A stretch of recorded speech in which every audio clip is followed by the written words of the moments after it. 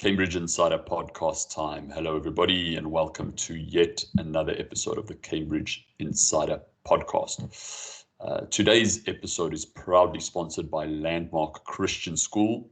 Landmark Christian is conveniently located just 18 miles from Atlanta, Georgia, and the busiest airport in the world. It's designed for students to receive the best in academic preparation while offering specialty electives in everything from aviation, music production, fashion design, business, and more. Ranked as one of the top schools in the region with a brand new STEM building opening this fall, Landmark offers a nurturing environment for students to pursue passions and gain a competitive edge for university. Reach out to Cambridge Network if you want to know more about Landmark Christian School. Mr. Craig Batson joining me from Seattle. How are you, buddy?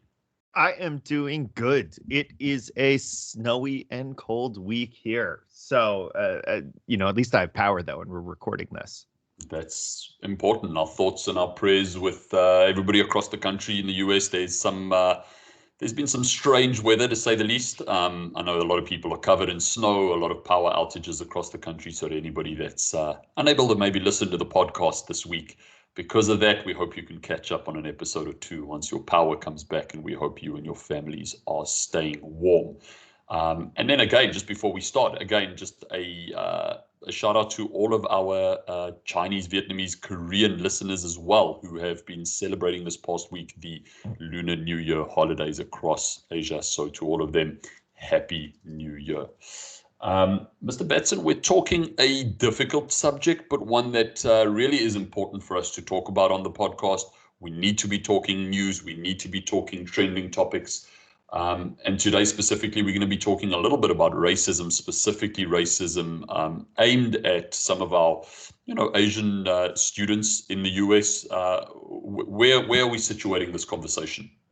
Yeah, I think this is, as we've been saying, it's something that we wanted to do with the podcast when we all conceived it, was find a way to discuss the issues that are impacting the industry that we might not normally be talking about, and not having every episode, I love talking about Cambridge products and Cambridge services and everything, but sometimes we just got to talk about stuff that we're dealing with in the industry.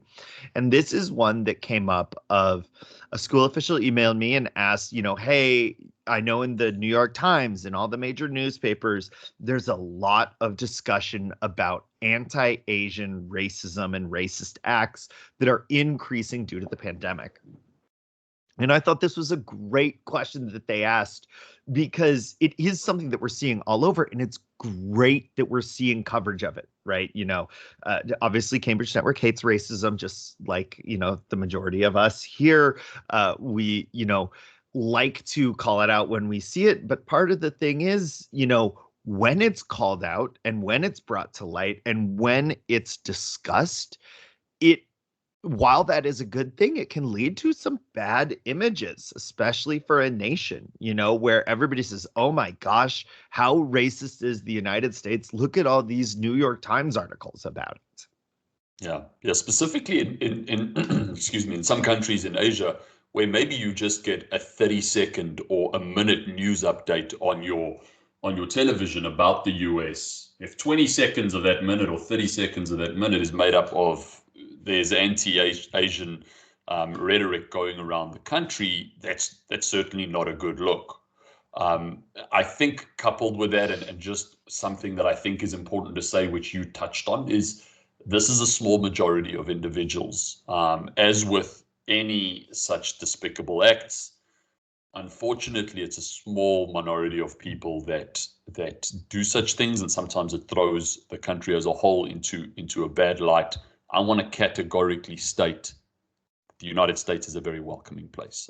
I've felt it firsthand. I know thousands of our students that have gone through the system have felt it firsthand, and it's one of the reasons why the US continues to welcome people who would love to make this their home, is because this is a wonderful place where people are welcomed. But as you say, we have these articles, we have school officials that are reaching out to us. Let's start with I suppose the most basic question that I have for you. Does something like this impact on school and student recruitment, students wanting to come here, or is this simply something that it's terrible, but in the long term, in terms of our industry, it won't have an effect. Where are we there? So, I mean, that's not easy to quantify, but there is absolutely an effect on desire to come to the United States based on our standing in the world. And this impacts our standing. And I think it raises a very interesting question of, does exposing racism and negative things, does that have a positive effect on the United States or a negative effect on the United States? And I think the biggest answer to this is, like all things, our reaction tells a lot about how it's going to impact us.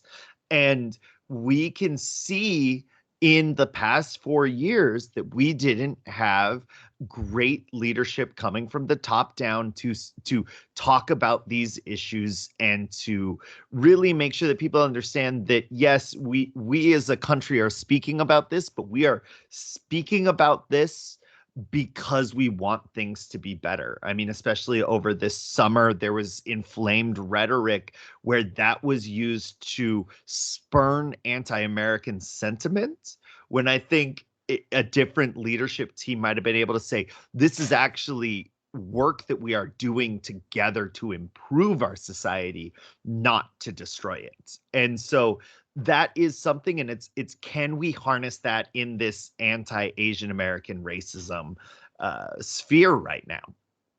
Absolutely. Well said. I think just to add to that recruitment question and part of the answer that you gave there, and I'll have executive producer Dean post this article, but there was an article I think that came out today from the South China Morning, is it South China Morning Post? Is It's that the SCMP, South China Morning Post. I think so. all That sounds right, right. that spoke a lot about the bump in the UK and other places like the UK, Canada, specifically from Chinese students and students from Hong Kong looking to go to university there rather than the US. And one of the reasons that they cited in that article was relations between the two countries. And certainly, issues of racism or racism, becoming a little bit more uncovered certainly doesn't help relations between two countries because, relationship and any relations are based on that mutual respect aspect. And again, if you're getting a 30-minute segment that says, there's this anti-Chinese or anti-Asian rhetoric going around the country, that's certainly not helping that rhetoric. So perhaps, as one of those reasons, yes, we are seeing a little shift in recruitment to places where students feel a little bit more welcome. What do you think schools and school officials need to do, knowing this? This isn't something that I think most school officials that we work with, most school officials in the US would, number one, hope and probably think that this doesn't happen on their campus. They might not know it all, but they would hope, I think, that it doesn't happen and think that it doesn't happen. What should they be doing? Should they be proactive about this? Is this something to discuss on campus, to discuss, within their boards? How do we approach this as a school and a US side? So I think this is actually the perfect question for this, because we are seeing this come from the top down now, and we can emulate it at our school level. So what has happened is this news was making the rounds, and then Lunar New Year happened, right? And then everybody's with their families, everybody's in China, and this created a great opportunity for our president to then speak about this to an audience in a way that impacts them. So what actually happened was Joe Biden, like many world leaders, issued a celebration to people celebrating the Chinese New Year, celebrating the Lunar New Year. And in that message, he tied in, oh, and we know you've heard about this, and here's what the United States is doing to address it. And I think that's very important from a top-down level, right? Because Joe Biden then says Happy Lunar New Year, and everybody watches the video because, hey, it's cool. The president of the United States is wishing me a happy New Year. That's great. And then at the end of the episode, he brings in this a topic of racism, harassment, hate crimes, and calls it wrong, calls for greater unity, and says that he's going to do everything that can be done in this time to improve relations and improve safety and health and everything, and lets everybody know that people are taking this seriously. Now, that's what our president, our government is doing right now. When looking at ourselves, what can we do? I think there's a very interesting way to look at this in the exact same way, is using our cultural celebrations to promote a marketing opportunity to talk about the inclusiveness of our campus. And I hope our listeners listened, but last week was the start of our Cambridge webinar series, and Stephen and I held, if I don't mind saying, a very positive, well done, professional webinar where we talked about using these set dates in the calendar to build your school profile and address some of these issues. So I think in a perfect way, okay, so the president released his Happy Lunar New Year message. Can a school release their own? And can you send that? And then can Cambridge Network send that to our agency partners? And whether it's your head of school saying, hey, thanks for being part of our school community. We want to wish all of our Chinese and Vietnamese and Korean students a happy Lunar New Year. And we just want to say that we're happy to have you in our community. And then even on top of that, then you can even mirror the president's words and say, look, and we know that these stories are going around, and here's what our community is doing to make sure this wrong is righted, and it's not happening here, but here's what we're going to do to support our international students. Yeah, so well said. And if you want to have a look at that webinar, we'll have a little bit more information on that. But it does follow on nicely from what we said in that webinar about using these culturally significant events.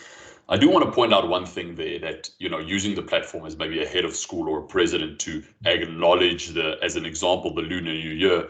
You could do that in different ways. And we speak about this often, about differentiating yourself from the competition. So these cultural events give us an opportunity to, yes, address and show how inclusive we are, but also to market our program. So it's this double-edged sword, or this dual happening that we can utilize. But understanding that a lot of schools, I think we have three categories of schools. Some, maybe they acknowledge it, but maybe don't send out anything to their school community about the Lunar New Year. Over the past week, I received a lot of just, basic emails with maybe a little PDF printout from schools saying, Happy Lunar New Year.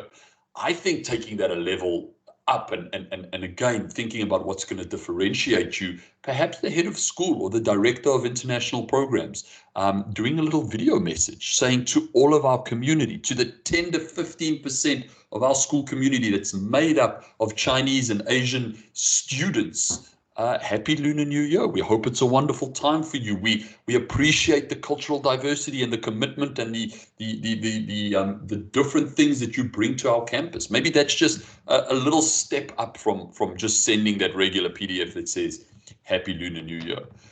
One thing that I do want to ask you, Craig, and it's something that we addressed in the webinar, but perhaps a good point for us to sort of end off on, is how much of this from a school side is educating both themselves, but also their students about culturally significant events, but also about cultural differences. Because sometimes I think as school officials, we don't want to believe there's racism happening on campus. And so we say we don't need to address it because we believe it might not be happening.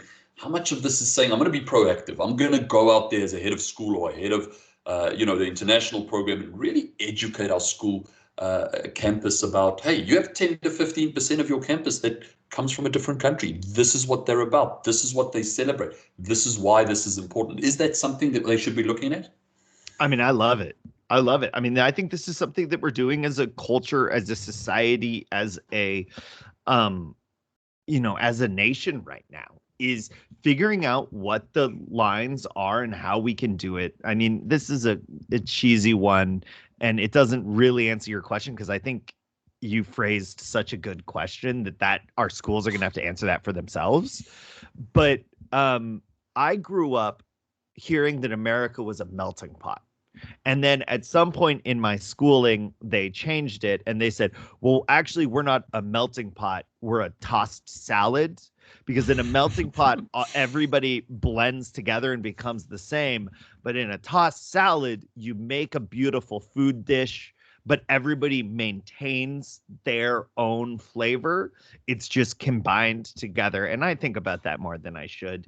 And mostly because I love food. But it is how can our schools and our marketing materials and everything be a tossed salad and not a melting pot where it's not that we're only putting international students into our standard marketing material, but how do we highlight them in our marketing material?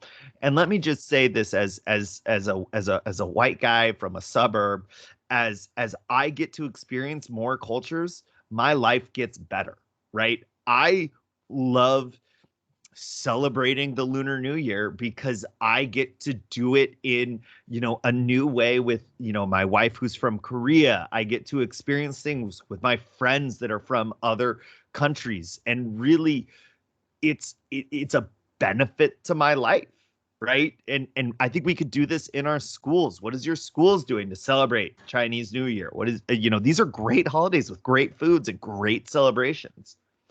That's Absolutely. my And it takes me back to our Cambridge network, I suppose, mission and values, which is, expanding human perspectives and world harmony, through education. But it's really about expanding those perspectives. And the way in which you do that is educating yourself on different cultures, exposing yourself to different cultures. And most importantly, for today's episode, as a school official, being proactive, celebrating those differences that you have on campus and using those opportunities to not only celebrate and educate your campus, but use that as a marketing opportunity. Use that to differentiate yourself from the school down the road who's not doing anything wrong, but are they being proactive? Maybe not. Mr. Craig Batson, any final thoughts? Good topic. I like the discussion today. I agree. Me too. I think this was a really interesting one where we can show our expertise. We're not, promoting anything Cambridge wise. We're just, talking about how we would market our schools and what we would think about and in this changing world. And, diversity is something that I'm incredibly passionate about, and it's awesome. And that was great. I don't have much else. I'm really, it's been a long week. Well said. I'll remember the tossed salad analogy for quite some time. So I like that. Well done. To all of our listeners, as always, thank you for joining us. If you have any suggestions, any questions, any comments, if you want to send Craig an email, like, subscribe, get in contact with us. And as always, thank you for listening. And we'll catch you around the next episode of the Cambridge Insider Podcast. Bye-bye, everybody.